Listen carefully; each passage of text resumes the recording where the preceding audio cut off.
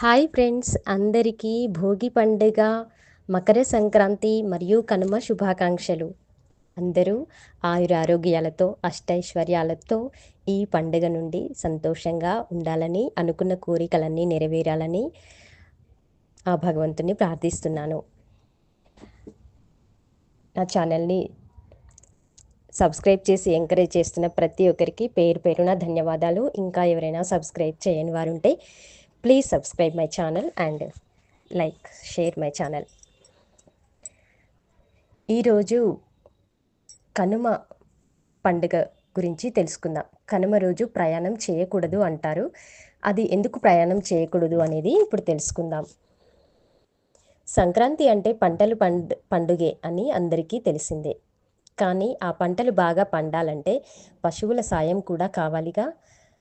అందుకే సంక్రాంతి మన్నాడు కనుమని పశువుల పండుగగా పిలుస్తారు.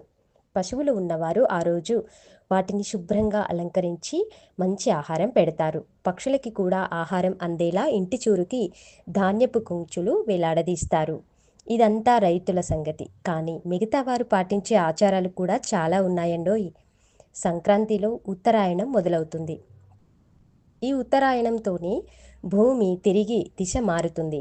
దేవతలకు ఉత్తరాయణం పగటి కాలమని, ఇది వారికి చాలా ఇష్టమైన సమయమని చెబుతారు. అందుకే దీన్ని ఉత్తరాయణ పుణ్యకాలమని పిలుస్తారు. ఈ రోజున చనిపోయిన పెద్దలు బయటకు వస్తారని, వారిని తలుచుకుంటూ ప్రసాదాలు పెట్టాలని ఒక ఆచారం. కనుమ రోజు అటు పెద్దలకి ప్రసాదం పెట్టేందుకు, ఇటు ఇంట్లో వారు కడుపు నిండా తినేందుకు మాంసాహారాన్ని మించి ఏముంటుంది? మాంసం తినని వారికి దాంతో సమానమైన పోషకాలనిచ్చేవి మినుములు. అందుకనే గారెలు మాంసంతో ఈరోజు పెద్దలకి ప్రసాదం పెడతారు.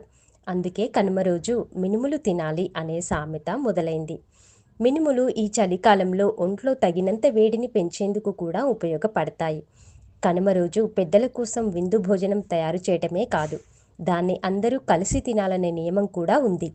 అందుకే అక్క చెల్లెళ్ళు అల్లులతో కలిసి ఈ కనుమ వేడుకని చేసుకుంటారు. పొద్దున్నే పశువులని పూజించుకోవడం, మధ్యాహ్నం పితృదేవతలకి పూజించుకోవడం, ప్రసాదాలు పెట్టి సుష్టిగా భోజనం చేయడం అంతా కలిసి చేస్తారు. కొన్ని పల్లెటూళ్ళలో కనుమ రోజు పొంగళ్ళు వండడం, బలి ఇవ్వడం లాంటి కార్యక్రమాలు కూడా జరుగుతాయి.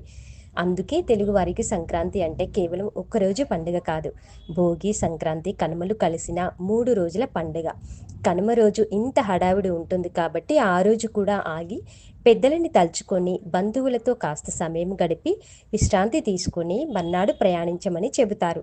అందుకే కనుమ రోజు కాకి కూడా కదలదు అన్న సామెత పుట్టి ఉండవచ్చు. కనుమ రోజు ప్రయాణం చేయకూడదని పెద్దలు చెప్పిన మాట వెనుక ఇంత కథ ఉంది.